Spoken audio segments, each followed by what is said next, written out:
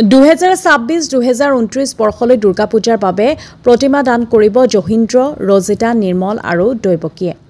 দংগামুখ পূজা কমিটিৰ বিতুকত 2014 বৰ্ষৰ পৰা বুধবাৰে বজাৰস্থিত পূজা মণ্ডপত উদযাপন কৰি অহা 2025 বৰ্ষৰ দুৰ্গা পূজাৰ দশমী দিনাখনে আগন্তুক 2026 বৰ্ষত উদযাপন কৰিবলগীয়া দুৰ্গা পূজাৰ বাবে প্ৰতিমা দান কৰাৰ কথা ঘোষণা কৰে হৰিপুৰ ডিমাচা গাঁৱৰ বাসিন্দা জহিন্দ্ৰ ফংলো আৰু তেওঁৰ সহধৰ্মিনী ৰজিতা লাংথাছা দয়ে।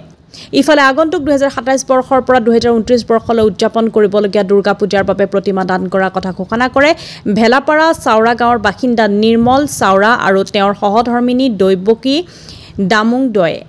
এই চেগতে ডংকামুখ বজাৰৰ পূজা কমিটিয়ে দাতাসকলক একোখনকৈ মানপত্ৰ আৰু ফুলাম গামোচাৰে সম্বৰ্ধনা জনোৱা হয়।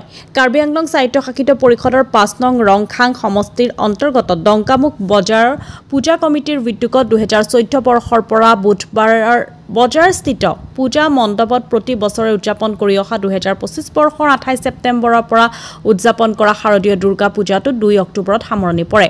বিজয়া দশমীৰ লগত সংগতি ৰাখি এখনি সভা অনুষ্ঠিত কৰা হয়। সভাত সভাপতিত্ব কৰে ডংকামুখ বজাৰৰ পূজা কমিটিৰ সভাপতি মোহন পাটৰে।